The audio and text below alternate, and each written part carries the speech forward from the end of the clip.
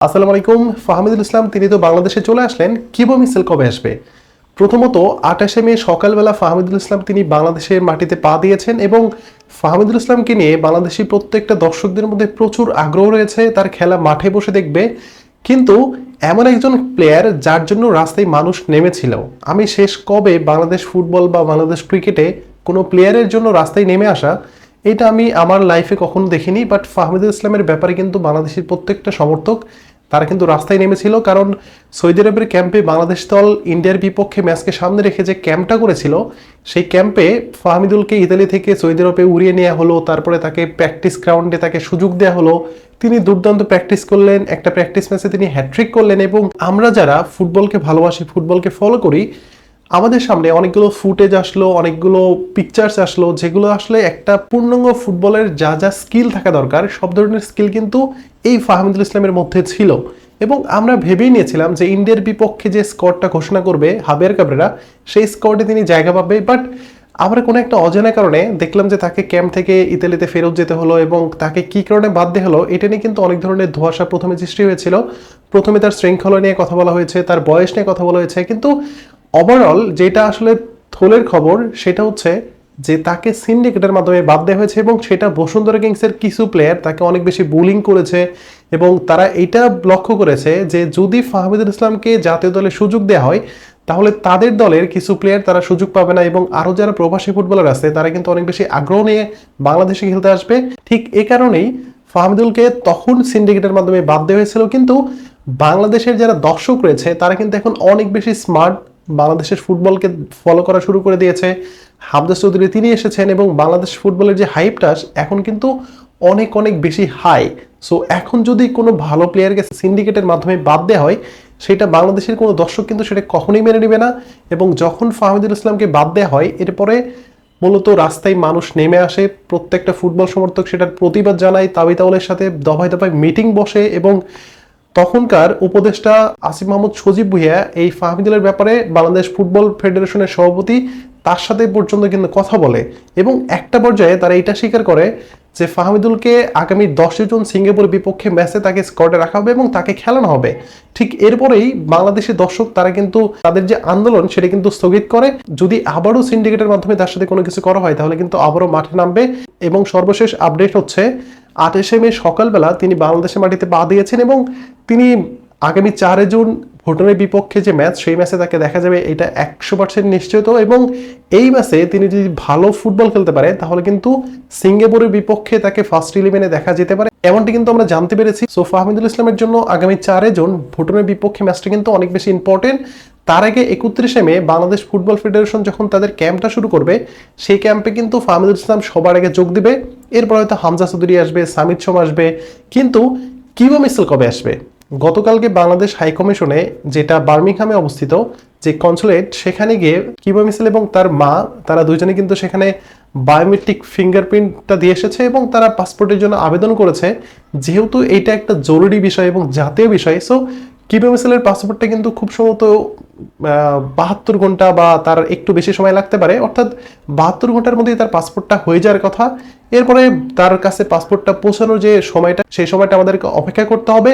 কিন্তু এই যে পুরো প্রসেসটা, সেই প্রসেসটা কিন্তু আগামী 3 জুনের ভিতরে করতে হবে, কারণ প্লেয়ার রেজিস্ট্রেশনের একটা ব্যাপার রয়েছে। যদি তাকে রেজিস্ট্রেশন করতে না পারে তাহলে কিন্তু সামনে যে 10 জুন সিঙ্গাপুরের বিপক্ষে ম্যাচ, সেই ম্যাচে কিন্তু ফাহমিদুল ইসলামের মতো কিবো মিছিলকে আমরা পাবো না।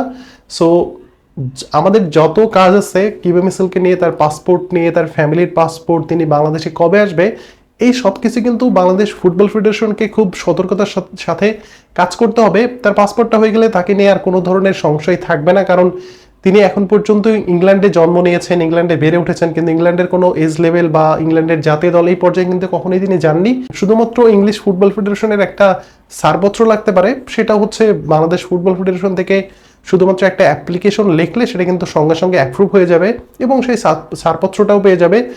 এরপরে মূলত কিবো মিছিল তার ফ্যামিলি সহ বাংলাদেশে আসবে। বাংলাদেশ ফুটবল ফেডারেশনের একটা টার্গেট আছে যে তাকে আগামী 4 জুন ভুটানের বিপক্ষে যে প্রীতি ম্যাচটা বা ফ্রেন্ডলি ম্যাচ, সেই ম্যাচে তাকে কোনোভাবে খেলানো যায় কিনা। এর মধ্যে যেহেতু তিনি বায়োমেট্রিক ফিঙ্গারপ্রিন্ট দিয়ে এসেছে, 72 ঘন্টার মধ্যে তার পাসপোর্টটাও হয়ে যাবে, কিন্তু তার পাসপোর্টটা হাতে পেতে একটু লেট হতে পারে, যেহেতু বাংলাদেশ থেকে ইংল্যান্ডে পাঠাতে হবে, বাট সেটাও কিন্তু 1 থেকে 2 দিনের ব্যাপার। এরপরে পাসপোর্টটা হাতে পেলে তিনি কিন্তু বাংলাদেশে চলে আসবে, এবং বাংলাদেশে চলে আসার পরে তিনি হয়তো ক্যাম্পে যোগ দিবেন। ক্যাম্পে যোগ দেওয়ার পরে আগামী 4 জুন যে ভুটানের বিপক্ষে যে ফ্রেন্ডলি ম্যাচ, সেই ম্যাচে তাকে দেখা যেতে পারে। কিন্তু চূড়ান্ত যে স্কোয়াড, সেই স্কোয়াডে আদৌ আমরা কিবো মিসেলকে দেখতে পাবো কিনা সেটা হয়তো সময় বলে দেবে, বা হাবের কাবরেরা ভালো জানে। যেহেতু ফাহমিদুল ইসলামকে নিয়ে অনেক আগে থেকে একটা প্ল্যান করা হয়েছিল যে তাকে সিঙ্গাপুর বিপক্ষে ম্যাচকে সামনে রেখে যে ক্যাম্প বাংলাদেশ শুরু করবে, সেই ক্যাম্পে তাকে ডাকবে এবং 4 জন ভুটানের বিপক্ষে ম্যাচে তাকে খেলাবে। এই ধরনের প্ল্যান কিন্তু ফাহমিদুল ইসলামকে নিয়ে অনেক আগে থেকেই ছিল।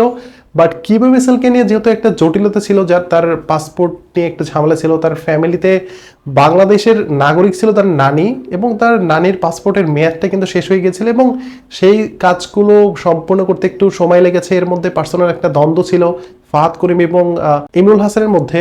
সো সবকিছু মিলে কিন্তু অনেকটা ডিলে হয়ে গেছে। যেমনটা হচ্ছে সামিদ সোমের বিষয়টা খুব দ্রুত কাজ হয়ে গিয়েছিল, বাট কিবো মিসেলের বিষয়টা কিন্তু অনেকটা স্লো ভাবে কাজ করা হয়েছে। এখন সবকিছু কাজ কমপ্লিট করে তার পাসপোর্ট হাতে পাওয়ার পরে বাংলাদেশ ফুটবল ফেডারেশন এফসির কাছে একটা আবেদন করবে প্লেয়ার রেজিস্ট্রেশনের জন্য, এবং সেখানে যদি অ্যাপ্রুভাল পেয়ে যান তাহলে কিন্তু সিঙ্গাপুরের বিপক্ষে তার খেলার কোনো বাধা থাকবে না। সো এখন শুধুমাত্র আর কয়েকটা ধাপ বাকি আছে। প্রথম ধাপ হচ্ছে তার পাসপোর্টটা হাতে পাওয়া লাগবে।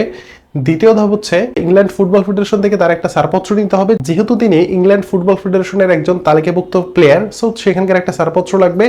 এরপরে তিনি বাংলাদেশে আসবে। আসার পরে এফসির কাছে বাফুফে থেকে যে একটা অ্যাপ্লিকেশন করা হবে প্লেয়ার রেজিস্ট্রেশনের জন্য, সেই কাজটা হয়ে গেলে তাকে নিয়ে কিন্তু আর কোনো সংশয় থাকবে না। এখন প্রশ্ন হচ্ছে যে কত দ্রুত তিনি পাসপোর্টটা হাতে পান, এবং কত দ্রুত তিনি বাংলাদেশে আসেন, এবং কত দ্রুত বাংলাদেশ ফুটবল ফেডারেশন তাকে নিয়ে এফসিতে একটা অ্যাপ্লিকেশন লেখে। এই সব কিছু কিন্তু ডিপেন্ড করছে বাংলাদেশ ফুটবল ফেডারেশনের উপরে এবং তাদের সদিচ্ছার উপরে। যদি তারা মনে করে যে ফাহমিদুল ইসলামকে, যদি তারা মনে করে ফাহমিদুল ইসলাম এবং যদি তারা মনে করে যে কিবো মিসেলকে আগামী 10 জুন সিঙ্গাপুরের বিপক্ষে ম্যাচে খেলাবে, তাহলে কিন্তু এই যে কাজগুলো, এই কাজগুলো কিন্তু খুব দ্রুততার সাথে করতে হবে এবং খুব সতর্কতার সাথে করতে হবে। কিন্তু যেহেতু বাফুফের অনেক আগে থেকে এই ধরনের একটা এক্সপিরিয়েন্স রয়েছে, যেমনটা জামাল উফের ক্ষেত্রে হয়েছিল, যেমনটা হামজার ক্ষেত্রে হয়েছিল, যেমনটা সামিদ সোমের ক্ষেত্রে হয়েছিল। সো ওভারঅল বাংলাদেশ ফুটবল ফেডারেশনের কিন্তু ওই ধরনের এক্সপিরিয়েন্স রয়েছে, কিভাবে কাজ করতে হবে, কোথায় কি করতে হবে, এই ধরনের কিন্তু তাদের ওই অভিজ্ঞতাটা রয়েছে। তো ওই অভিজ্ঞতাটা কাজে লাগে আমি বিশ্বাস করি যে কিবো মিসেলের বিষয়টা খুব তাড়াতাড়ি সলভ হয়ে যাবে এবং তিনি বাংলাদেশে আসবে। এবং মাঝে আমরা এটাও শুনেছিলাম যে তিনি যদি সিঙ্গাপুরের বিপক্ষে ম্যাচে খেলতে নাও পারে, তাও তাকে বাংলাদেশে নিয়ে আসা হবে এবং দলের সাথে তাকে পরিচয় করিয়ে দেওয়া হবে। এই ধরনের তথ্যও কিন্তু আমরা পেয়েছিলাম। কিন্তু এখন যে কাজের অগ্রগতি, যেহেতু তিনি পাসপোর্টের অ্যাপ্লিকেশন করে ফেলেছে, তার পাসপোর্টটা হাতে পেয়ে যাবে, এবং তাকে নিয়ে যেহেতু অনেক অন্য যে ঝামেলাগুলো হয়েছিল হামজা সামিদদের নিয়ে, সেই ঝামেলা যেহেতু নেই, সো তার কিন্তু এখন অন্য কোনো প্রবলেম হওয়ার কথা না। সো তাকে আমরা আগামী 10 জুন সিঙ্গাপুরের বিপক্ষে ম্যাচে দেখতে পাবো এমনটা আশা কিন্তু করা যেতেই পারে। এবং ফাহমিদুল ইসলাম তিনি তো বাংলাদেশে অলরেডি চলে এসেছেন, এবং আজকে অথবা কালকে বা পরশু দিনের মধ্যে তিনি বাংলাদেশের যে ক্যাম্প, সেই ক্যাম্পেও যোগ দেবে। সো ওভারঅল এই মুহূর্তে বাংলাদেশ ফুটবলের জন্য কিন্তু এই দুইটা নিউজ কিন্তু খুবই ভালো একটা নিউজ। সো এই দুইটা নিউজ নিয়ে আপনাদের যদি কোনো মতামত থাকে অবশ্যই জানাবেন কমেন্ট বক্সে। ধন্যবাদ সবাইকে।